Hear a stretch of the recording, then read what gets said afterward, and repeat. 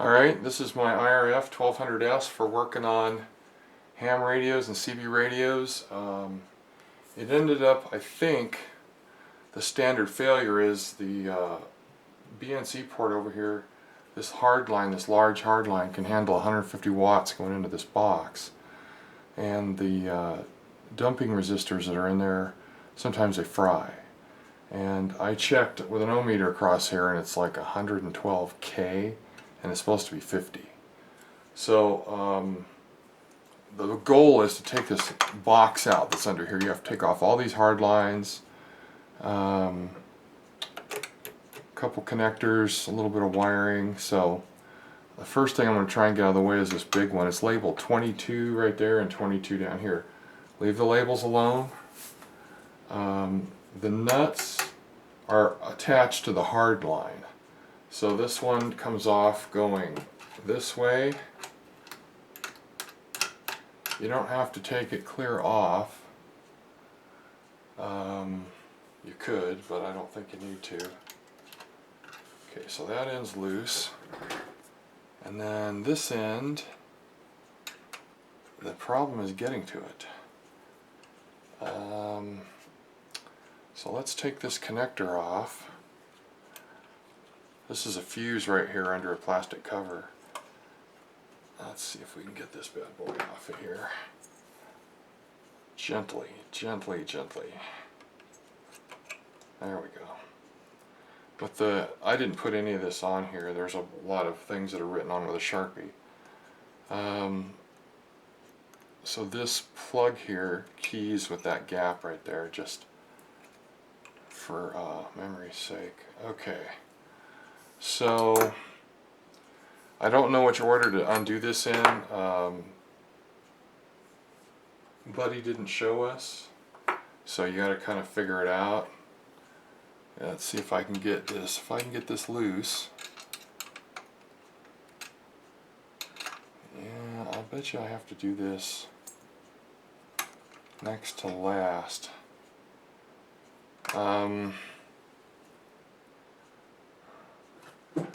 One thing you always do is leave a video up of the video I described earlier, or maybe I didn't.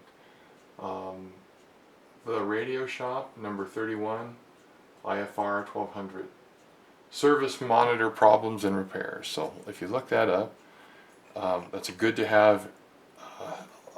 He has a close-up of this, he has a close-up of this, to keep an eye on it.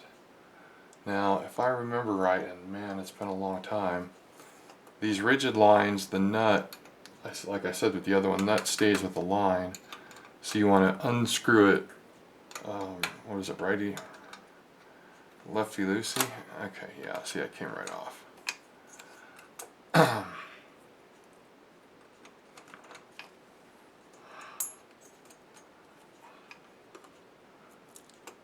It's boring to watch, but if you actually have to do this, having these notes is going to be a big help.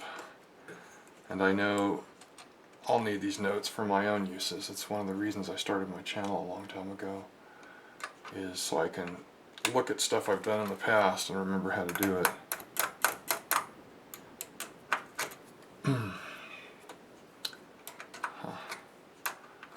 I'm just loosening what I can get to first. I don't have an order because I've never done this before. Okay, so this is 8mm. These are old ignition wrenches for doing points, and you'll see some of them have a head that's turned 90 degrees. Man, that can really save your bacon. So if you look up online, they might be getting hard to find anymore, but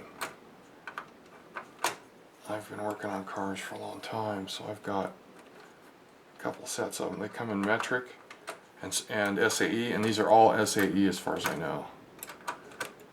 This would normally be a 5/16 nut, and 8mm seems to be a very nice substitute. Okay, so there we go. So if I can lift this one off, then I can get to the big one real easy. Alright.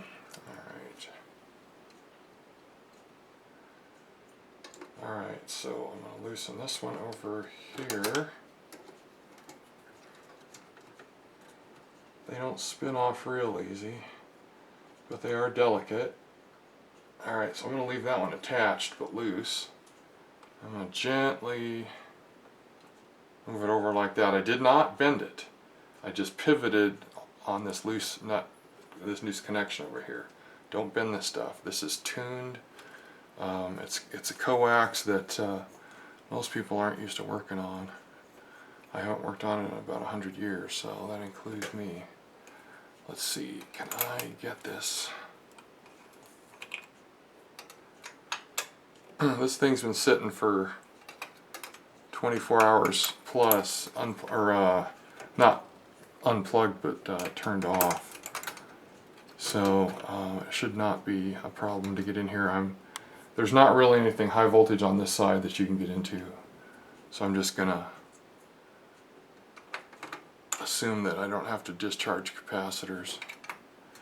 I think it's on the other side, the power supply for the CRT, it says right on it 2000 volts. So whatever you do, don't do this around small children and pets. Okay, so I think I'd like to get this one off next, but I don't think I can until this one's out of the way. So that's kind of a shame, but that's alright. Everybody's going to figure out their own way. It is exactly like a puzzle.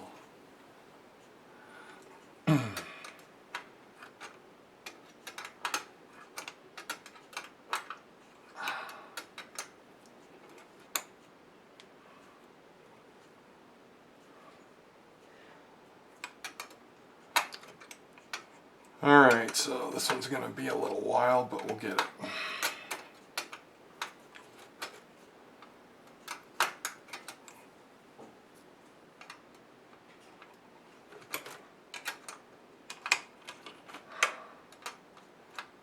Alright, here we go.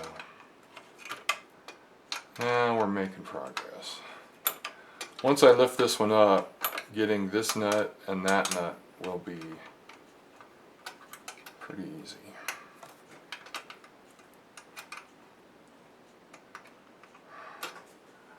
Come on, baby.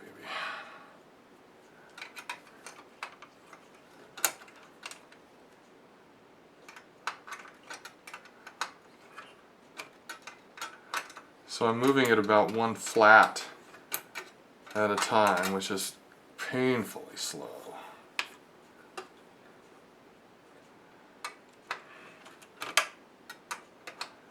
But at least it's coming. It's getting loose now, so we're almost at the end.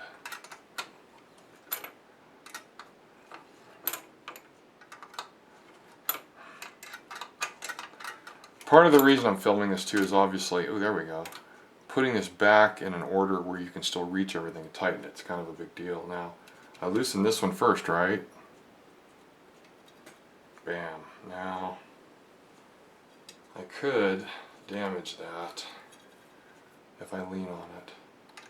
So it depends on your workspace. This thing isn't going to move. Buddy left his flipped over like this, which I don't have a problem with, but I don't have a lazy Susan to put mine on like he does. So I'm just going to take it off and set it aside. It's only going to go in one way, right? So I'll set it out of the way over here, and then I'll break that one loose. Okay.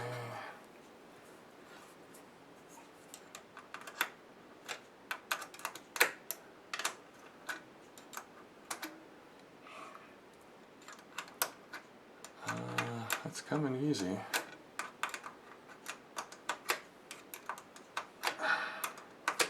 Come on, baby. Nope, just can't spin it with your fingers. That would only be too easy, right? Oh, here we go. We're almost there.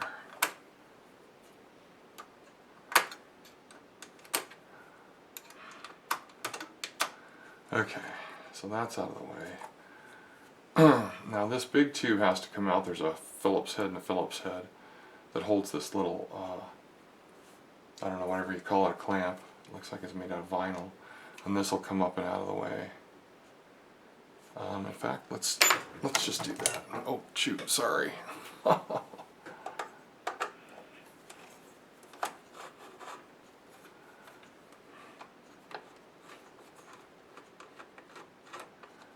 I hope there's no nut on the back of this that falls loose, because there's no way I can get it out. Okay.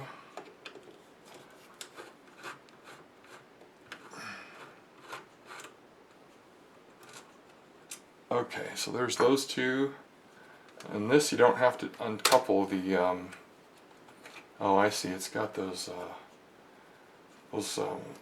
blind nuts, whatever they're called. Okay, so this is up and out of the way. That's awesome. This one's already loose. And then we just reach in here some magical way. Oh man, let's see. Huh. The rest of this harness is soldered in place, so you can't really do a lot to it.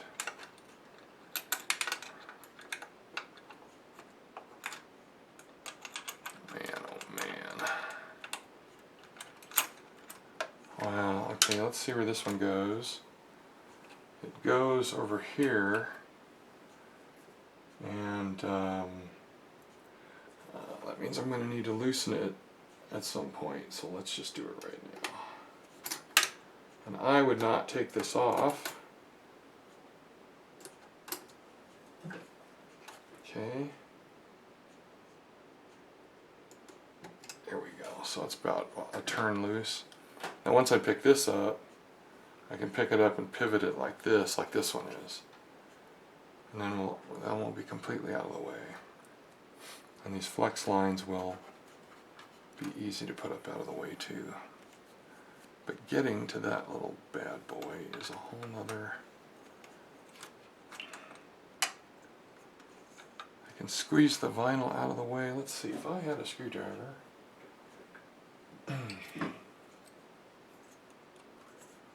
There, that just about, I don't know if you guys can see that, but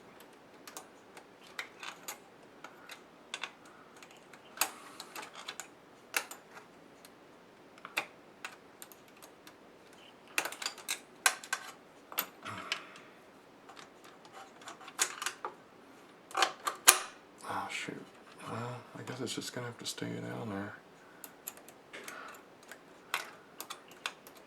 Ooh, it's coming loose with, come on baby, come on. Oh, that really helps a lot actually.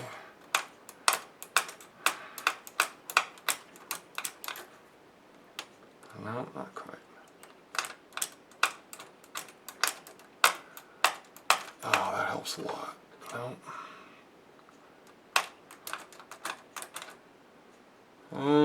Okay.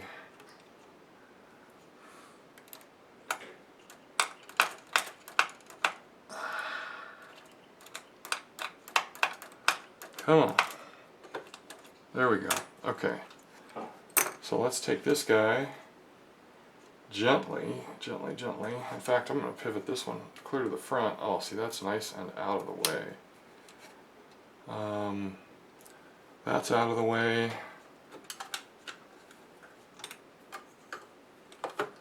That's out of the way.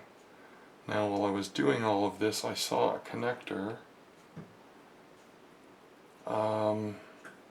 Okay, so this one's loose here, number 19, but it's not loose down here.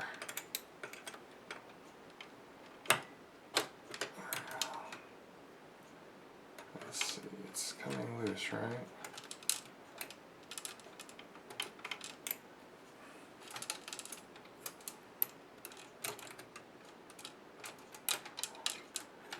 Holy smoke.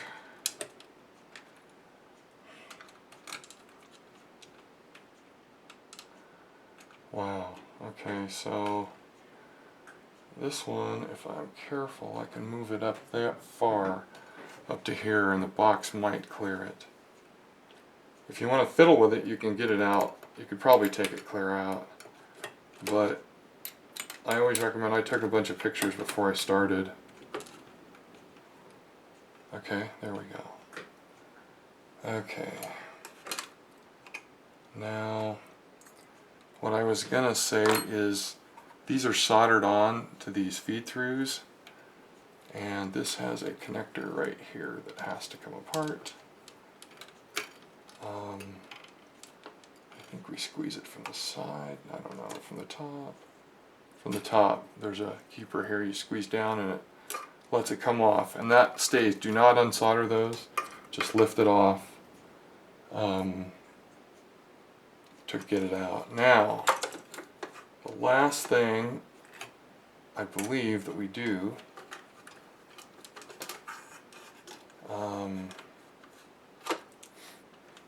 man, maybe I should tape some of this stuff out of the way, is there's two screws back here. I don't even know where the hell they are. I think they're right here. Lined up with the box. You take those out and the box is free. So, as far as I know. So here's what we'll do with the greatest of care. Try not to snag these on anything. Where are those screws? I gotta put my head in the shot. Sorry. Okay, they're right here. See where they are? The last part of this tall heatsink, and they are socket heads. So let's see what size they are. Okay, so that looks like a 7/64. It broke loose very easily and very easily. Okay, so here we go.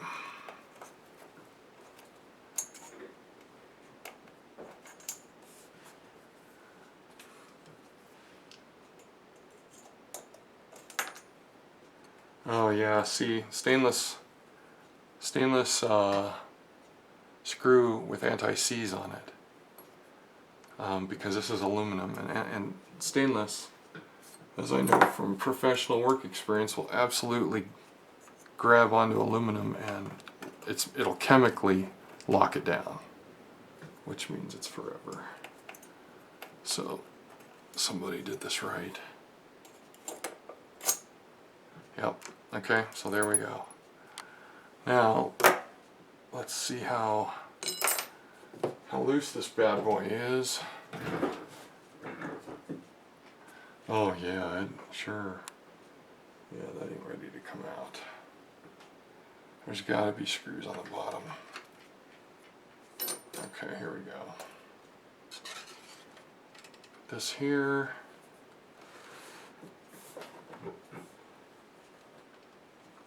Oh man, there is no bottom. Holy smokes. Sorry, bumped you guys again.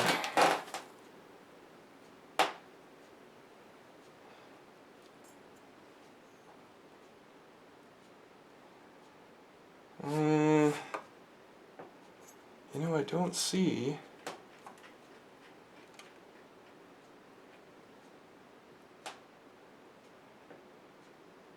Shoot. Well, everything I learned from Buddy's video showed those two screws, but I don't see anything else. Has a date code on it, June 21, 1990. Okay, I don't see a bracket or anything.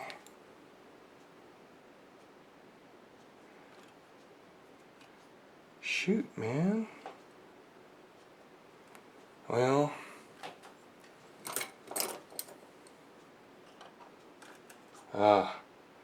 do something scary. Just get a pry tool so Be careful. Okay. So maybe it was stuck. Maybe there's some heatsink compound between them. I don't know. But now it's loose. Wow, that was scary. Okay, so you know what? Just for my own.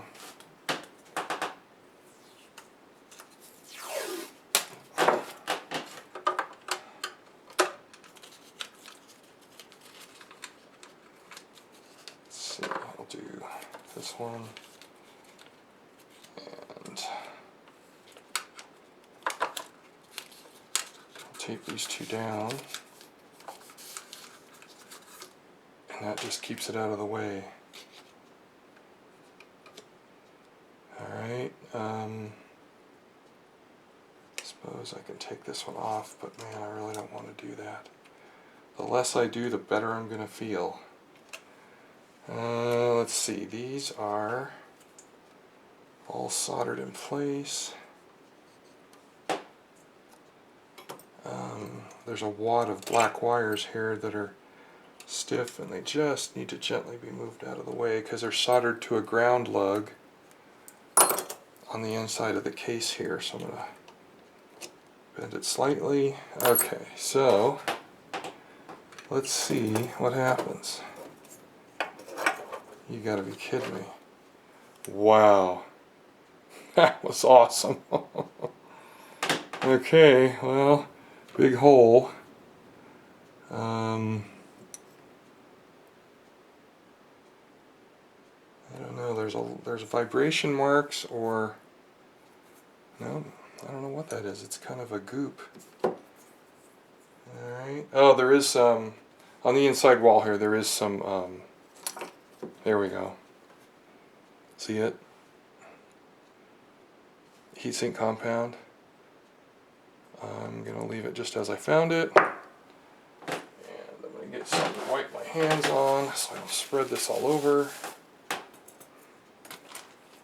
And I'm going to put this bad boy up out of the way here, because this is where the real fun begins. Now, I think I stuck my finger right in it. Good job. Okay, so next step. I think Buddy said to take this side off that has two screws. This side doesn't have those two screws. Jesus, I did it again. Oh man. I thought I was going to be able to just leave that stuff there, but I'm going to have to go find some the rate I'm going. Okay, so let's pop this loose. Try not to grab it anymore. Oh man, my number 2 isn't going to fit that. I may need to go to the garage and get my let's see here.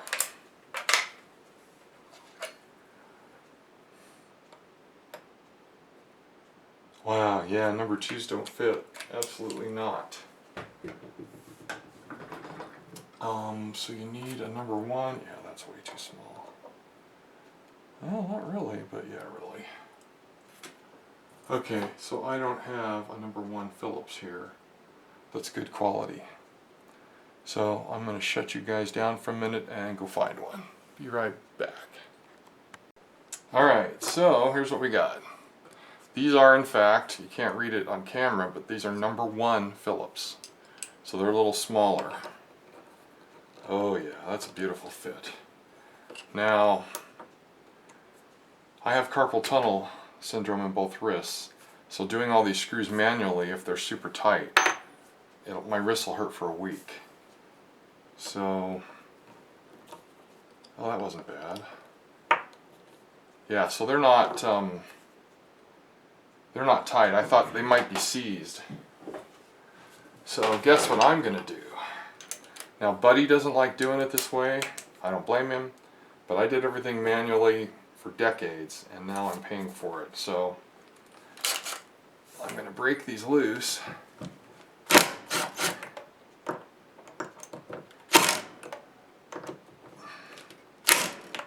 I know not everybody's gonna like it, but there's a price I have to pay, so I'll be very careful.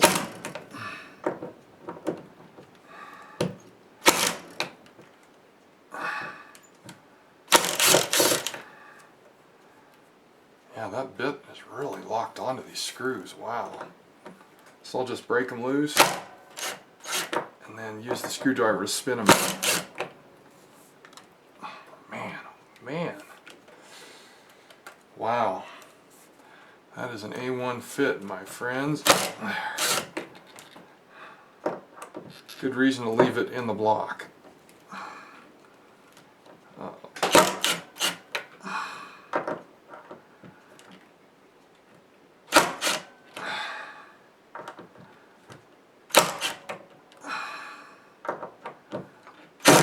Oh boy, yeah, see, that's what you want to avoid.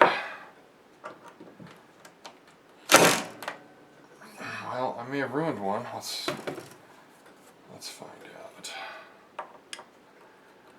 Yep, I think I spun that one out. Well, there you go. Buddy was right.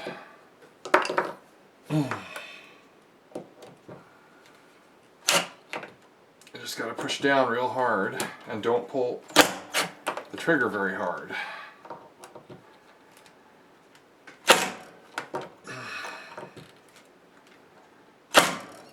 Or use something with a lot less torque.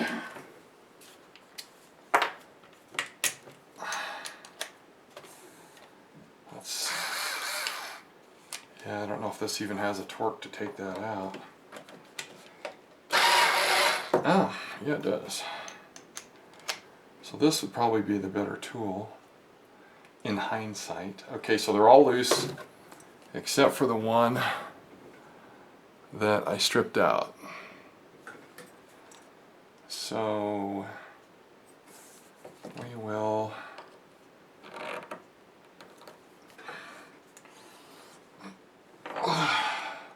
nope. Let's see.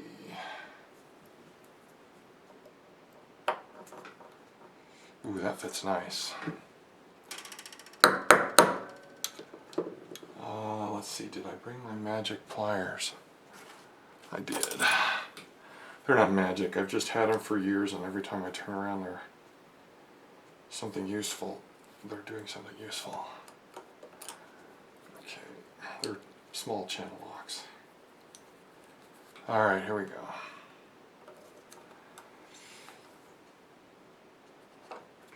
Ouch, that hurt. I did it again. So the short lesson is make sure you bring some heatsink compound, because this thing has 150 watt capability and it has to sink the heat somewhere. And on the back of the unit's huge heatsink fins, as you may have seen.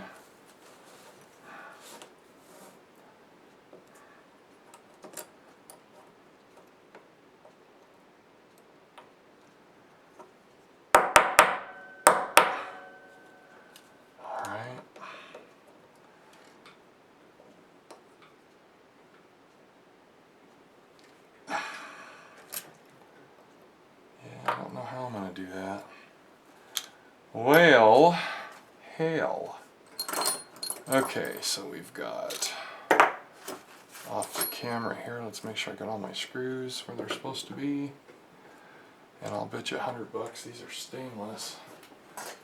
So I can't.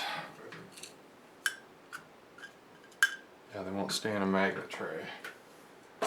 So I'll just put them over here.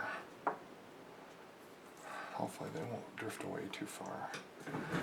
I did it again, Jesus. I don't really have an excuse. I really don't have an excuse. Well, now we know why Bobby said don't do it that way. I thought because I've been doing it this way for decades I would have gotten away with it, but nope. They were not in tight. That's one thing I can promise you. They were not in tight.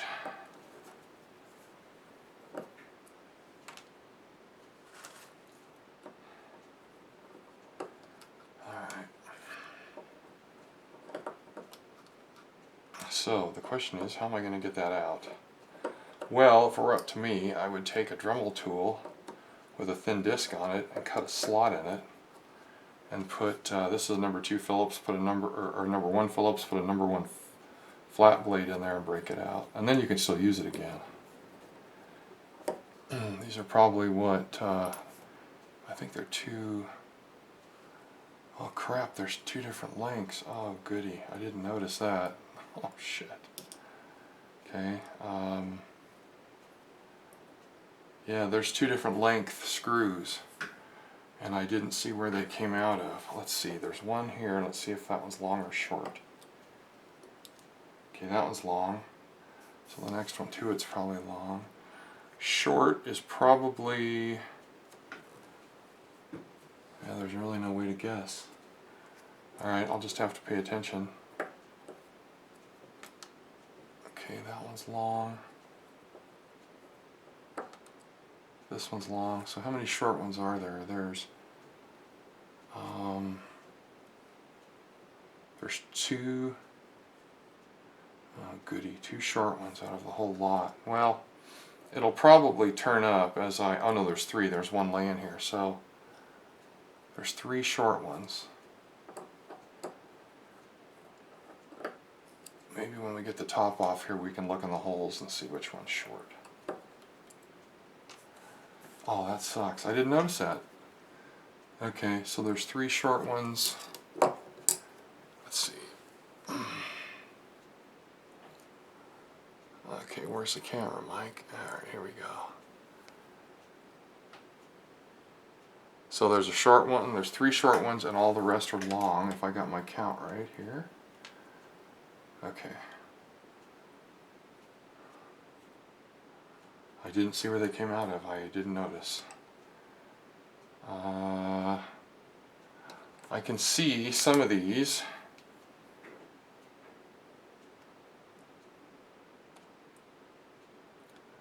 Well, around the perimeter they all look, they can't all be long. Huh, I can see way down in these holes. They're clean as a whistle. So, huh. I can't tell you where the 3 short ones go. Maybe somebody at the factory just said, I don't have any long ones, I'll just stick short ones, and nobody will know. Nobody will know for 30 years. 1990 to 2020 is 30 years, that's funny. Now I would have had this off. Is there any way to help spin it?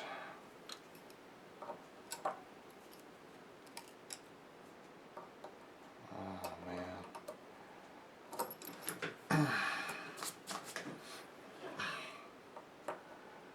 Alright.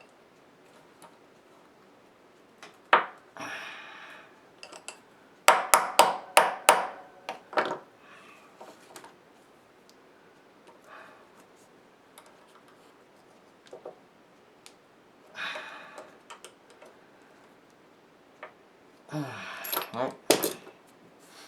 Well, when I come back, I'll have figured this out. I don't know what size this little tiny Phillips is. A 00. But I shoved it on there and pushed hard and it came right loose. So I will have to put a slot across that screw for, and I'll see that was a short one because there's a connector right here. So for sure a short one goes here. Okay, here we go.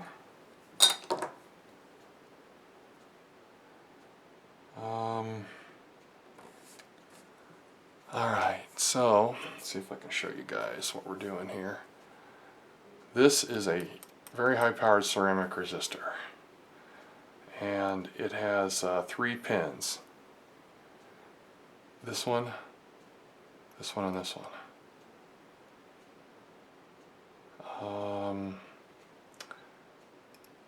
So we got to take our volt ohm meter and check it on the inside here. Alright, so hopefully you guys can see that. Trying to keep the glare off it. Okay, so there's supposed to be 40 on one leg and 10 ohms on the other. 116K and 115K. Oops, 9.6.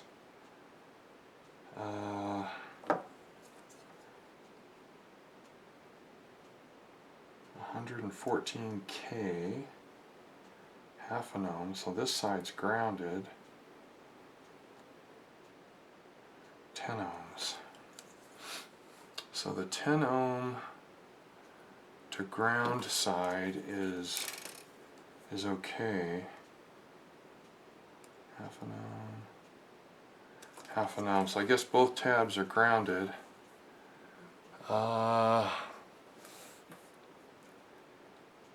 Let's see. Like I said, I've never had this open before. Looks like it's got a part number on it, CR1060. Let's see if I can find that anywhere. Okay, so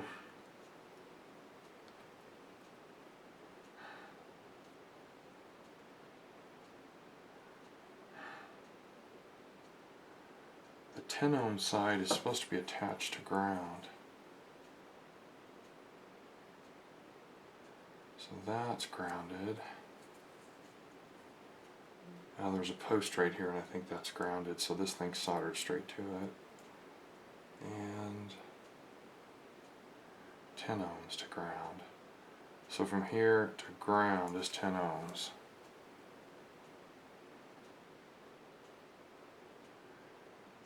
Well, I guess that's good. Now, for some dimensions, to try and figure out, sorry I keep doing that. Okay, so let's see how deep this is. This 0.530. You see that? So it's a little over half an inch deep, which means you could stick a pretty good sized resistor in here.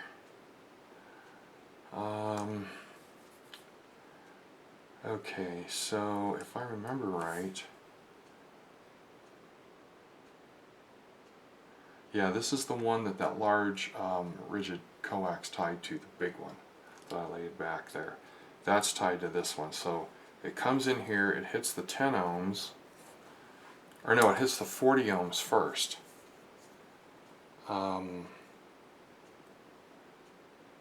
What it does is you've got, how do I explain it? It's just a resistor divider. The 40 and the 10 are joined, and one end is grounded, the end of the 10 is grounded, and the other end of the 40 goes to here. 40 plus 10 is 50 ohms. So from center to ground is exactly what I got outside the box. So I would need a 40 ohm resistor of several watts to make this function. Now this thing's heat sinked, so it's designed to be a very high powered device. I'll see if I can find one now that we have a part number, but Buddy said something about 200 bucks, and that's just an awful lot. How this happened, I think there was a ground problem here. Let's see, what was it, from the chassis to the ground of the outlet? No, this was grounded right. What wasn't grounded was the power supply that runs the ham radios and the CB radios. And so it was 70 volts above ground. So when I hooked this thing to the radio, it had to bring down 70 volts to ground, and so it probably shot through here, because this is where I hook it up to go to the radio, to the output of the radio. It goes right to here, so the 90 volts may have gone through there. Okay, so from here to here is 117, and from here to here is 117. well, I'll figure it out when my brain's working. So there's 10 volts across, or 10 ohms across here. So, okay, so it divided this way. It went, this is 10 ohms to ground, and this end would be where the 40 ohm would come from the center pin to here. So I need to take a giant resistor, the biggest I can fit in this hole, and I suppose disconnect this, unsolder this lead, because it's no longer, half this thing's not useful anymore, and solder it from the center of this guy over to here, and then I'll have, then I can test it again. Well, we'll see what to do. I need to do some research and find out how much that thing is, CR1060, and see if it's available anywhere. It looks like a $200 part. Anyway, there we go. So be careful. Make sure your bench is grounded. The other thing I found is my ground mat was not grounded either. That would not blow this part out. This is a very high powered part, and a little ESD is not going to get to it. But when I found out there was 70 volts from ground to the power supply, I was not a happy camper. The power supply is now mechanically grounded, so we're good. We should be alright. Well, it's an interesting problem to solve. Bobby on his, he just put in a couple, like, I don't know, 1 watt resistors just to make the thing function, but then you can't pump, you know, like I have 100 watts, you can't pump 100 watts and test it. There's other ways to test 100 watts. I have a 100 watt dummy load and a meter that'll do it, but the problem is sometimes you want the full power to see if everything's working right. Modulation, carrier, all that business. So it half works. I don't know if that's good enough. Okay, we're done for now. See you, bye. Here we are back at the dump load of the IRF-1200s, and here's what I came up with. I found a part, it's called a thick film resistor. Some of you might recognize that case style. It's called a TO220. It's 40 ohms, 1%, and it's rated at 30 watts. Yes, I know it's not 150, but the replacement for this dump load is $205. So I don't have it. So here's what I did. There was a brass connection from here to this feed through, and this is where your RF comes in when you hook your radio up to it. So what happens is half the resistor fried, the 40 ohm side fried, the 10 ohm side is still okay. So what I did was I went from here through the resistor and around, you'll see this in the red wire, to the feed through. So now when you put your RF through here, it's 50 ohms. It's split in half. Well, it's not quite half, a 40-10 split, and then that signal is carried up and processed in other ways. So this is a test to find out, you know, is this going to work if I use low-powered stuff. I hooked up that 100-watt Kenwood to it and it smoked it. It shouldn't have. It's rated to 150 watts, but it's 30-something years old, so it's seen a lot of thermal cycles. Now the details. What I did, I'm not going to recommend you do.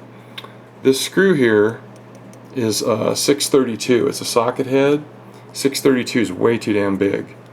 The reason I used it was because I mistakenly made an assumption. Okay, so here we are. Here's the original part, or here's the part that I want to replace it with. And it's the mounting hole is actually smaller. See, I was using these two parts for mock-up and they fit fine, right?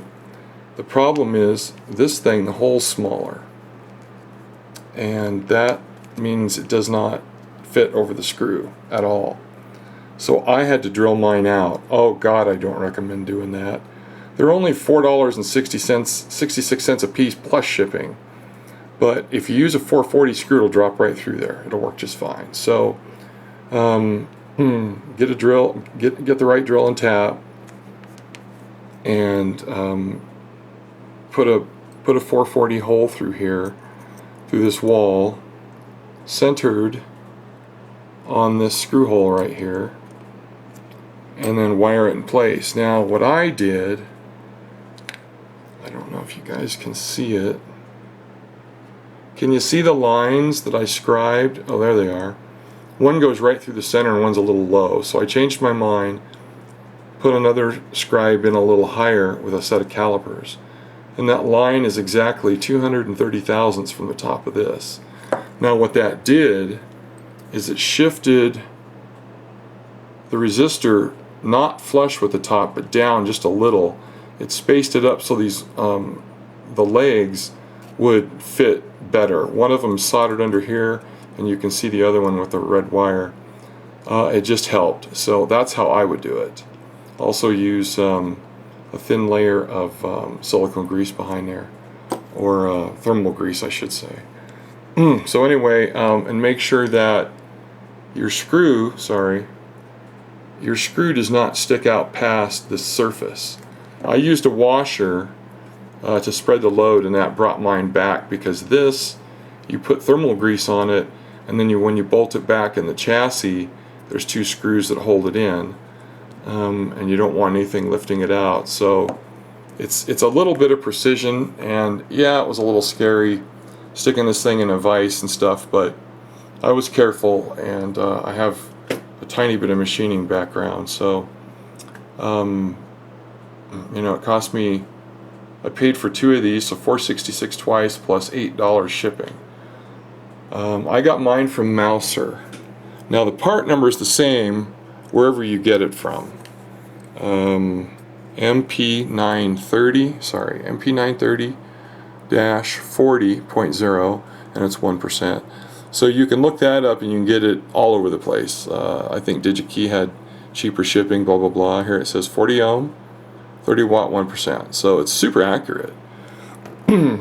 Now, the other experiment I may be forced to do in the future if I smoke this, yes, I have a spare, I can just drop it in, but this is just a mock-up transistor. I don't even know what I had it for. It's a TO-247 case versus TO-220 and TO-220. So this might fit underneath each screw. If you take that dump resistor completely out, you might be able to get two of these in there, maybe. There are feed throughs that come up through the floor of this thing, and they might be in the way, but the difference is the this version is rated at 100 watts versus 30 for this one. So if you put in two of them, it's 100 watts. Yes, I know it's not 150, but it'll do 150 for some short amount of time. In fact, they're rated 50% over if you only do it for so many seconds. And the IRF-1200 series, there's huge heatsink fins on the back of the chassis that this surface makes contact with. So, in fact, there's the fins. So what I would do is add a small fan back here to blow air on that, to make it as cold as possible, to make this live as long as possible. Alright, a couple other small details. Because the screw goes through here, you're going to need, this is also 440, these holes, so if you put a 440 through it, you just need one tap, but you're going to have to chase this one to clean it up after you drill it and tap it. So this hole's shallow, but mine, for some reason, came with a group of long screws and 4 short screws. So I've already had this together. The short screw fits perfectly in this hole with the cover in place, so it's not in the way. Where the other ones go, I can only guess. There's a feed through. See, it's centered on this one. So this one gets a short one, but the rest of them I have no idea where they go. I couldn't tell you where the rest of the short screws go. So maybe somebody was just being lazy at the factory 30 years ago, you know, it happens. So anyway, I hope this works. I wasn't able to test it until I shoot the video and show folks what I did to try and get past this. It's not a high-powered repair, but it's a quality repair. This thing has a lot of surface area, a little bit of thermal compound on the back, and it'll get rid of the heat really fast. So any radio up to 20 or 30 watts will be fine. The 100-watt ham rigs, I'm just going to have to be careful. If I do blow it up, then I'm going to have to, you know, move all these components out of the way, unscrew this thing, unsolder it. It's going to be a huge pain in the butt, a very serious pain in the butt. And put in the 100-watt versions. They're more expensive, I forget, $11 and something a piece, plus shipping, but they're rated way higher. So if I can manage to make this live, in fact, what I did is I won't be pumping 100 watts through here anymore. I hooked up my old Radio Shack SWR meter. I don't think it's powered up yet. No, it's not plugged in, but it works good, and it's rated to 2,000 watts. So it'll handle 100 watts just fine. And I've got a 100-watt oil can load to handle that. So anyway, that's what I plan on using. This was way more convenient, but I had no idea, and I haven't read it anywhere that said, you know, don't pump 100 watts into this thing. It's rated at 150, but, you know, it's 30 years old. Maybe the thermal cycle's cracked it or something. You know, I really don't know the answer. But anyway, you want to be real clean and real careful with this. Blow it out good. Make sure you don't leave any metal filings behind. I'll put it back in. I have to seal the top here. The screws are not tight. Here's a problem. These are stainless screws, and this is aluminum. They can create a chemical bond and glue the stupid screws in. Been there, done that back in my professional life. So they weren't in tight. They were just barely snug, and I mean barely. So be very careful about that one part of it when you put these back. Don't crank on them, because they can seize in this, and then you've got just a world of hurt. Alright, well, that's all I've got. I hope somebody tries out the big transistor, the 100-watt versions. That would be really slick, because I think it would fit. It would be awfully tight, but I think it would fit. Okay, well, that's all I got. I hope I explained everything well. Sorry for the freehand camera work. It's just kind of how it works when you're trying to show a lot of detail. I just hope it all focused. Alright, take care. See you, bye.